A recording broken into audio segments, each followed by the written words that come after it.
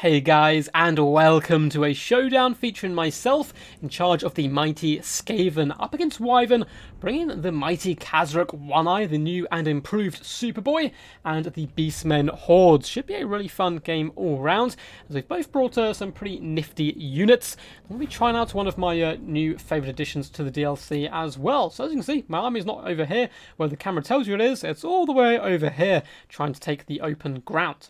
So we do have a ton of cheap and cheerful, or probably quite uncheerful really, but a ton of Skaven slave slingers. They're cheap, they can do decent damage over the course of an entire battle, and as the Beastmen don't have the greatest armor, so they should be able to apply some pretty decent pressure. Apart from that, we have a ton of Skaven slaves. Again, very cheap, very unhappy. Here just to hold the line and keep the Beastmen packed up nice and tightly for our bigger damage dealers to come in and kind of swamp them and really hurt them quite bad. We have one unit of Rat Ogres, unfortunately not the Hellfighters, or the Hellfighters of the Hell Pit or something. Not the Regiment of Renowned ones who have a really cool name, but the basic ones, as well as a Hell Pit Abomination, who is an absolute beast here, can do really decent damage and can certainly help carry the game up against Beastmen if you can keep it alive from all their pesky skirmish fire. We also have the Council Guard, Regiment of Renowned Storm Vermin, and I cannot stress how important it is or how powerful it is to have an unbreakable unit in the Skaven roster. They're just so useful. We have Tretch Craventail leading the forces, of course. When you got a meme, you got a meme. And he is still pretty terrible, unfortunately. No real changes for Tretch, or none that I noticed. I do bring Stand or Dive him, but that's it. He's just incredibly cheap and hopefully going to be able to survive at least a quarter of the battle and cheer on the troops. Apart from that, we do have a Plague Priest up on his glorious Plague Furnace, coming in with some lovely summons, also the Scrying Stone just to give it a bit more damage resistance and the like. But yeah, coming in with some Plague Monks and Clan Rat Summon, the standard stuff, just to try and help pin in and wear down the Beastmen Hordes. We also have a Doom Wheel in the front lines, and we have Ghoritch, and we've souped him up with all of his items and abilities. You gotta do it. He's just so cool. Coming in with Evisceration, we have Warp Frenzy, Crown of Command, Sword of Anti-Heroes, as well as Blood Shield, giving him that 15% magic resistance. Really useful to stop him getting Spirit Leeched, and he's pretty decent up against most of the Beastmen roster. Can go toe-to-toe with large entities rather well, and of course he clears out chaff pretty nicely. Now for the force of the Beastmen, a very wide formation with Gore Herds and Ungore Herds dotted all the way along into the sunset there, including the Blackhorn Ravagers, certainly going for a bit of a rush build. Over on this left-hand side, we do have Centaurs paired up with Chaos Warhounds with Poison, and the new and improved Kazrak One-Eye. Not going to say too much about him, because I did kind of go over his changes in my last video, but yeah, basically better items now can make him a melee slayer. He can really tear through chaff quite rather nicely, and he's a bit more tankier as well. Over on the right-hand side, we also have another pairing of Chaos Warhounds and Centaurs. And in the central pocket, we do have the Butchers of Kalkan Guard, looking incredibly ferocious here. I love the kind of dead skeletons strapped to their shields. Menacing stuff indeed. We also have a Bray Shaman of Death, and actually two Shamans, a Bray Shaman of Shadow with Enfeebling Foe, Melkoth's Mystifying Miasma, and a Bray Shaman of Death with Spirit Leech. So pretty scary stuff. That is a ton of chariots coming at us. And of course the Skaven, their poor little rat bodies will be crushed under the thunderous wheels of those contraptions. Ghoritch is going to run to the front lines here and say hello to these Gore Herds and just slap a few of them to death straight at the bat, up to 6 kills, and being a rather happy bunny. However, Ungore Raiders are going to be starting to focus fire him down. He's a rather large target, but does come with missile resistance, of course. The Plague Priest is going to be rolling through the front line, and I love the combination of a Plague Priest on a Furnace mixed with Skaven Slaves. The Skaven Slaves just pinning troops, and this rolls its way through infantry rather effectively. Of course, we're going to be having a big flank overload on this right-hand side, just simply because of the way the deployment was. And you can see the Skaven Slaves not holding too long, starting to buckle back rather nastily. Skaven Slave Slingers, though, are going to be falling back and just trying to pester these guys as much as possible. They do commit the Hell Pit to the front line, try and deal with the Butchers and help protect the Plague Priest where possible. Ghoritch is having a absolute field day as well, coming in and stomping the Blackhorn Ravagers rather effectively, but he is also becoming a bit of a pin cushion. All of the Archer Fire of my opponent is coming in to deal damage there. We do manage to get the Doom Wheel into the back line and run over some Ungore Raiders, as well as a summon of Clan Rats, but it looks like my opponent is really on top of this at the moment, going to be falling back. He realises how important these Ungore Raiders are going to be at taking down my large threats, so commits rather a lot of forces back here in order to rescue those troops.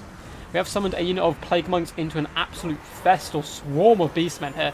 These guys are going to get some crazy good value for their summon. And in the back lines, we have used Rat Ogres as well as Tretch Craventail to try to help and secure these Skaven Slave Slingers once more, who are shooting in and driving off some Centaurs now rather nicely.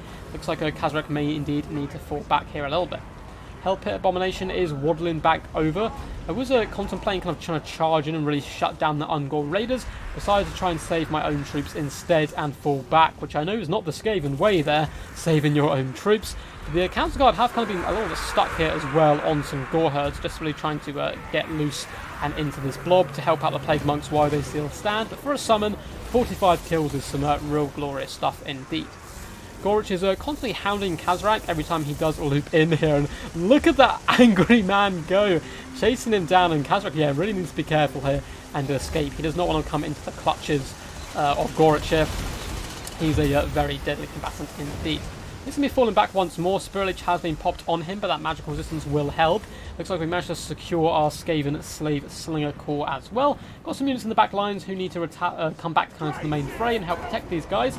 Apart from that, we've got a bit of a monster mash on our hands as the Plague Priest is rolling its way through all these enemies, as the Rat Ogres as well come in here and start pounding their way down through the Gore Herds.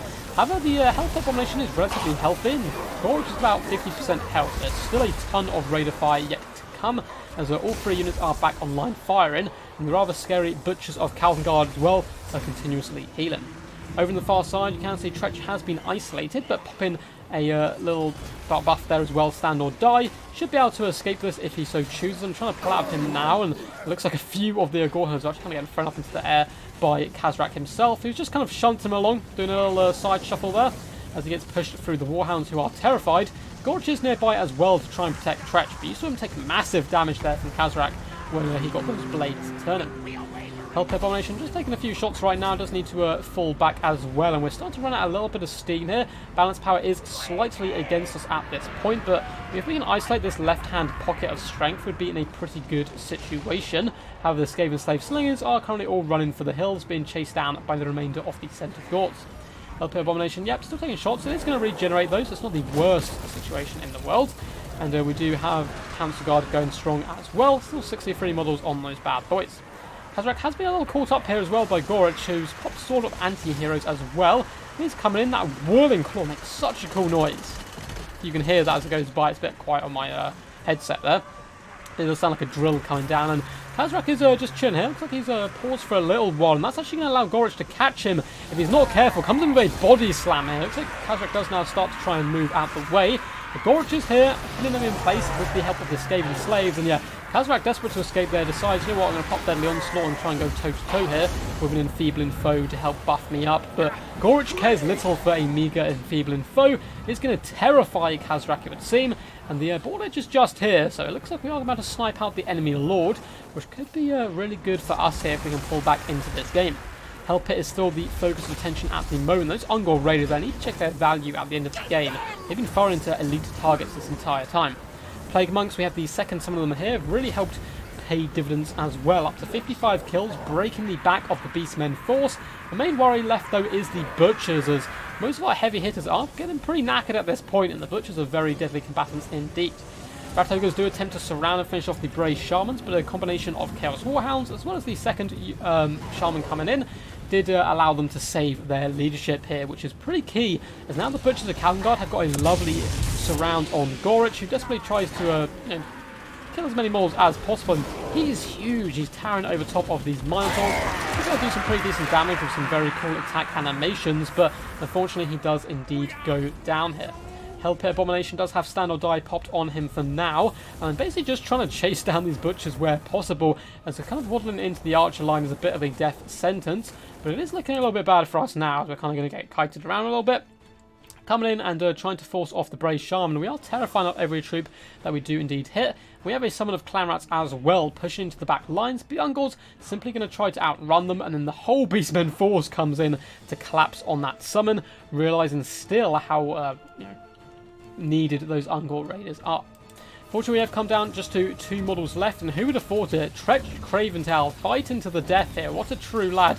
Coming screaming in, a mighty 8 kills on the ultimate Tretch Lord himself. on dropping that lovely breath attack there from the Plague Furnace, doing a decent bit of damage, but I don't know how long Tretch is realistically going to survive here. Standard die has been popped to buff the leadership. The Spirit Leech coming down on the Plague Priest, as well as a ton of Centaurs, and they getting close back to full health butchers. The Calcan Guard do come in. Tretch is a little bit terrified here, and he does live to fight another day, so I'm going to count that a victory for Tretch, despite the fact it, of course, is a valiant defeat by the forces of the Skaven. So, very well played to Wyvern. Really fun game all round, with some pretty good insight as well onto new characters and the like. Hope you guys enjoyed. If you did, feel free to give the video a big old thumbs up and subscribe for more Total War Warhammer content. If there's anything you want to see from the early access, while it still is early access, of course the game's coming out on Thursday, I believe, which we will be hosting a tournament for, which is going to be exciting. But apart from that, if there's anything new you would like to see, please do let me know, and I'll try and get some content out to you for then. Right, so Tretch, didn't do too good, but he's Tretch. He didn't die too quickly either, so I guess that's kind of his end goal. The real kind of heavy carries here with the Plague Priest, doing some pretty decent damage, 107 kills, and Ghoritch himself getting over 2,000 damage value, doing over 8,000 damage as well, and was a real good match for some of the enemy leadership here, dueling Kazrak pretty nicely, and every time he caught one of those Bray Shamans, he did some massive damage as well. Unfortunately, got a little bit isolated at the end there, but at the same time, soaked up a ton of missile pressure as well as magic. Apart from that, the Hell Pit as well performed relatively poorly, but that was more because it couldn't get its hands on the correct targets. The Beastmen really just kind of outmaneuvering my forces, although the summons did help with that and kind of drag the battle into a bit more of a closer stalemate, at least up until the end.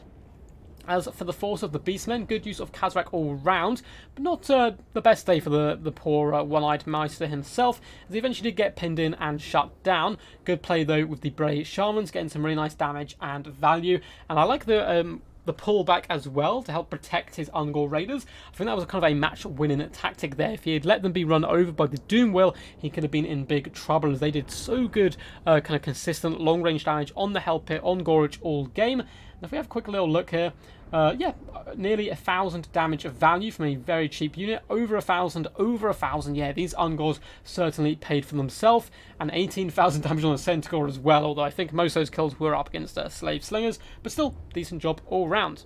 Alright guys, until next time, peace, and as always, stay awesome.